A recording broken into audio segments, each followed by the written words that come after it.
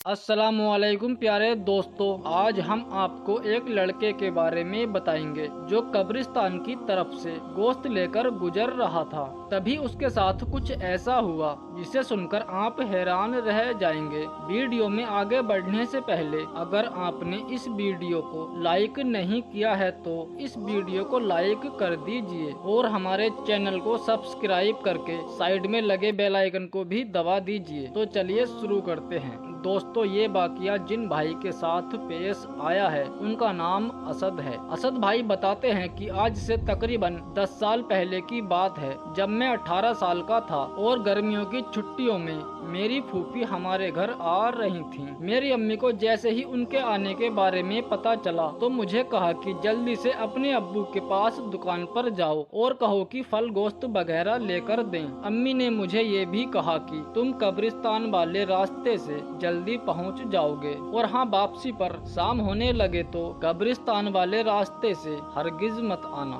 मैंने कहा, अम्मी आप शाम होने पर कब्रिस्तान वाले रास्ते से हमेशा रोकती क्यों हो? तो अम्मी कहने लगी, अरे बेटा, आसेब वगैरह होते हैं इसलिए। खैर, मैं अब्बू के पास दुकान पर जा रहा था तो कब्रिस्तान में जरा देर के लिए रुक गया और ये देखने लगा कि आखिर ये आसेब होते क्या हैं जिनके डर से अम्मी मुझे हमेशा रोकती है। लेकिन उधर सुनसान था और मुझे कुछ नजर नहीं आया। इसके बाद मैं अब्बू के पास गया और कहने लगा, अब्बू फूफी आ रही हैं, अम्मी ने कहा है फल और गोश्त वगैरह दिलवा दो। अब्बू ने मेरी ये बात सुनते ही फौरन मुलाजिम को पैसे दिए और कहा, ये सामान की लिस्ट लो और सारा सामान लेकर आओ। काफी देर बाद हमारा मुलाजिम सामान लेकर आ गया। अब्बू ने मुझे सौदा देते हुए कहा कि बेटा, कब्रिस्तान वाले रास्ते से मत जाना। मैंने अब्बू से पूछा, कब्रिस्तान वाले रास्ते से क्या होगा? तो अब्बू कहने लगे, बेटा तुम कहीं डर ना जाओ इसलिए मैं मना करता हूँ। अब्बू के पास उस वक्त उनके एक करीबी दोस्त बैठे हुए थे। अब्बू की बात पर वो हंसते हुए बोले, भाई तुम्हारा तो शेर जबान है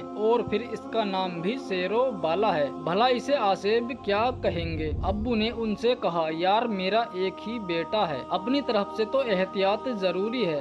और फिर अब्बू ने मुझसे कहा, असद बेटा जल्दी घर जाओ। इसके बाद मैं घर की तरफ चल दिया। जब मैं दुकान से चला तो दिल ही दिल में ख्याल आया कि आज क्यों ना उस चीज का दीदार ही कर लिया जाए जिसकी वजह से अम्मी अब्बू मुझे कब्रिस्तान वाले रास्ते से आने के लिए मना करते हैं। बस फिर क्या था, मैं कब्रिस्तान की तरफ चल पड़ा। कब्रिस्तान वाले रास्ते से घर पहुँचने में 7 से 8 मिनट लगते थे, जबकि दूसरे रास्ते से 20 मिनट लगते थे। जब मैं कब्रिस्तान वाले रास्ते से घर पहुंचा तो एक बार फिर आसेब वगैरह का जायजा लेने के लिए खड़ा हो गया। इधर उधर गौर से देखा तो हर तरफ सन्नाटा ही सन्नाटा था। मैं जोर से हंसा और घर की तरफ चलने लगा। अभी मैं जाने ही वाला था कि मेरे दिल में ख्याल आया कि एक बार फिर से देख लिया जाए, क्या पता अब कोई आसेब वगैरह नजर ही आ जाए। मैंने पीछे पलटकर देखा मगर पहले ही जैसा सन्नाटा ही सन्नाटा था, मेरे अलावा वहाँ कोई और मौजूद नहीं था। मैं दिल ही दिल में बड़ा खुश हुआ और सोच रहा था कि घर जाकर अम्मी को बताऊंगा कि आज मैं कब्रिस्तान वाले रास्ते से गया भी और वापस भी उसी रास्ते से आया हूँ, वो भी गोश्त लेकर। मैं ये सोचते हुए घर में दाखिल हुआ और अम्मी को आवाज दी, अम्मी जान आप कहाँ हैं? अम्मी के जवाब से पता चला कि वो तो किचन में हैं। मैं किचन में दाखिल हुआ और अम्मी को सौदा देते हुए कहा, अम्मी अभी मैं कब्रिस्तान वाले रास्ते से आया हूँ, वो भी अकेला।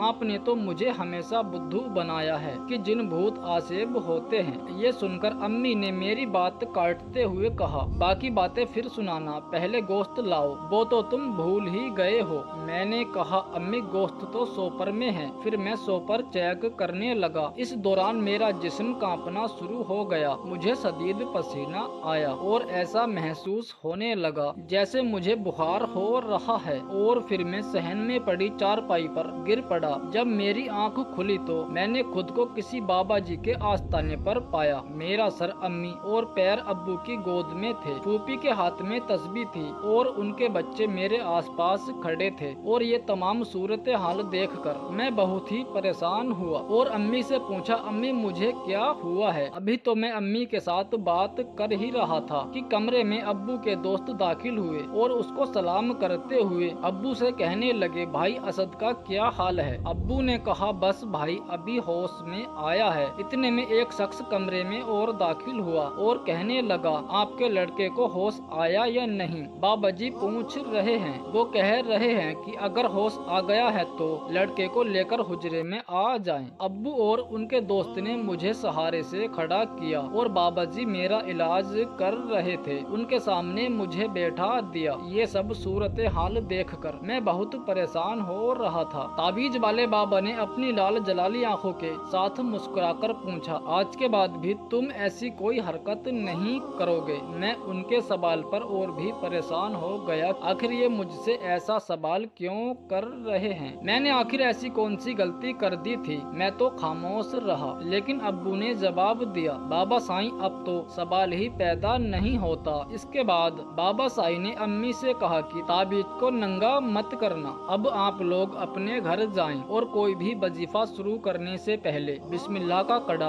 अपने सीधे हाथ में जरूर डाल लेना, जो मैं आपको दे रहा हूँ। अब्बू ने बाबा से बड़ी हैरत से पूछा, बाबा जी क्या कोई वजीफा मुझे भी करना है? तो इस पर बाबा साईं मुस्कुराकर बोले, अगर तुम वजीफा ही ना करो तो अच्छी बात है, मैं तो बस एहतियातन कह रहा हूँ। अब तुम लोग जा सकते हो। जब हम लोग घर आए तो मैंने अम्मी से पूछा, अम्मी ये सब क्या चल रहा है? अम्मी ने मेरे सवाल पर मुझसे कहा, असद तुम्हें कुछ याद नहीं है कि उस दिन क्या हुआ था? मैंने कहा, अम्मी किस दिन की बात कर रही हैं? और ये बाबा जी और बकरे का सदका वगैरह, यकीन करें मुझे कुछ भी याद नहीं रहा। तो अम्मी ने कहा, जिस दिन तुम्हारी फूफी आई थी उस दिन क्या हुआ था? मैंने कहा, अम्मी फूफी किस दिन आई हैं? अम्मी ने कहा, अरे बेटा आज से 2 दिन पहले तुम्हारी फूफी का फोन आया था कि मैं घर आ रही हूँ। फिर मैंने तुम्हें तुम्हारे अब्बू के पास दुकान पर भेजा था कि कुछ सौदा ले आओ और वापसी पर कब्रिस्तान वाले रास्ते से मत आना।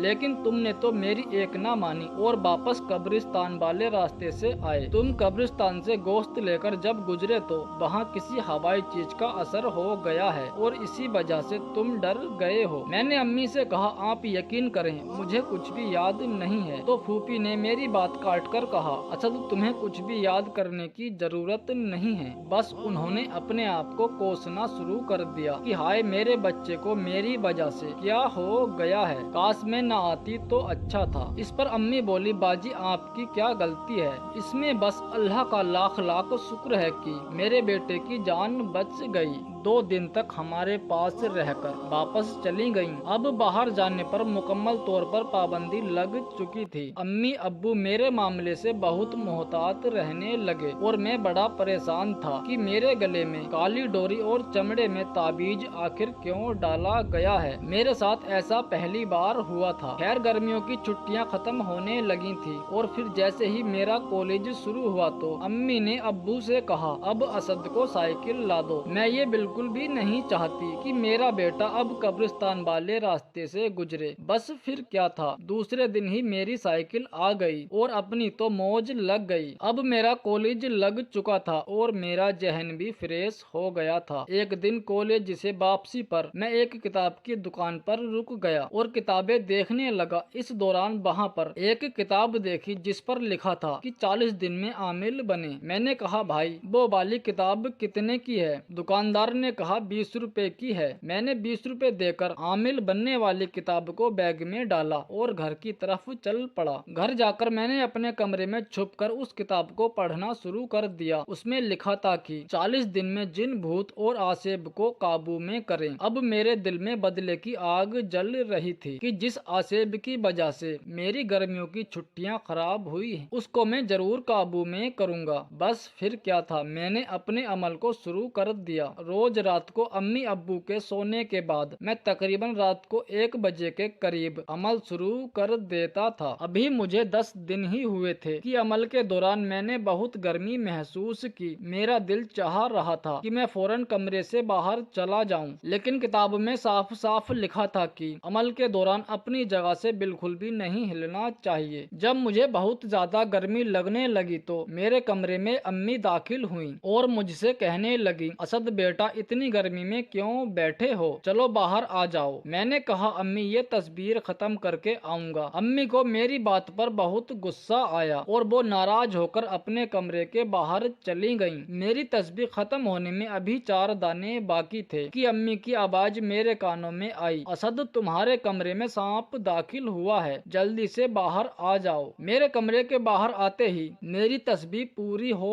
चुकी थी, लेकिन मैंने बाहर आकर देखा तो अम्मी वहाँ पर मौजूद नहीं थी। मैंने अम्मी को आवाज दी तो वो अपने कमरे से उठकर आईं और कहा, क्या हुआ असद बेटा? मैंने कहा, अम्मी आप तो सो रही थी। अम्मी ने कहा, हाँ मैं सो रही थी, खैरियत तो है? मैंने कहा, आप मेरे कमरे में अभी नहीं आई थी। अम्मी ने कहा, असद क्या तुम डर गए हो? उनकी आवाज में हैरत के साथ परेशानी भी थी। फिर मुझे नहीं मालूम कि मेरे साथ क्या हुआ। जब मेरी आंख खुली तो मैंने खुद को दोबारा बाबा साईं के आस्थाने पर पाया। मेरा सर अम्मी और पैर अब्बू की गोद में थे और साईं बाबा कह रहे थे कि ये ताबीज किसी वजनी चीज के नीचे रखना। अगर घर में हाथ वाली आटा चक्की है तो ज्यादा बेहतर है कि उसके नीचे रख देना। अब्बू ने साईं बाबा से पूछा, बाबा जी अब वो चीज दोबारा हमला तो नहीं करेगी ना? बाबा जी ने जवाब दिया, बिल्कुल भी नहीं। फिर वो मुस्कुराते हुए अब्बू से बोले, मुझे पता था तुम्हारा लड़का जरूर कोई हरकत करेगा। अगर तुम्हारे लड़के ने बिस्मिल्लाह का कड़ा ना पहना होता तो या तो ये पागल हो जाता या फिर तुम लोगों को कोई बड़ा नुकसान हो चुका होता। इसके बाद बाबा जी से इजाजत लेकर हम वहाँ से जाने लगे। अभी हम लोग वहाँ से निकल ही रहे थे कि बाबा साईं ने अब्बू से कहा, अब ये ताबीज खोलकर मत देखना कि इसमें क्या है। बाबा जी की इस बात पर अब्बू ने फौरन मेरी तरफ गुस्से से देखा और मैंने आसमान की तरफ देखकर अल्लाह से हर मुसीबत से आजाद रहने की दुआ की। इसके बाद दिल में पक्का इरादा कर लिया था कि आबैल मुझे मार वाली मिसाल के जैसे आज से आसेब वाली गलती कभी नहीं करूंगा। असद कहता है, इसके बाद हम घर आ गए और मैंने इस तरह की कोई हरकत न करने का इरादा कर लिया था। प्यारे दोस्तों, फिलहाल आज की अपनी वीडियो को हम यहीं पर खत्म करते हैं। वीडियो पसंद आने पर न सिर्फ वीडियो को लाइक करें बल्कि अपने दोस्त अहबाब के साथ जरूर शेयर करें और इसी तरह की वीडियो हमेशा देखने के लिए हमारे HK नेटवर्क चैनल को जरूर सब्सक्राइब कर लीजिए। अल्लाह हाफिज।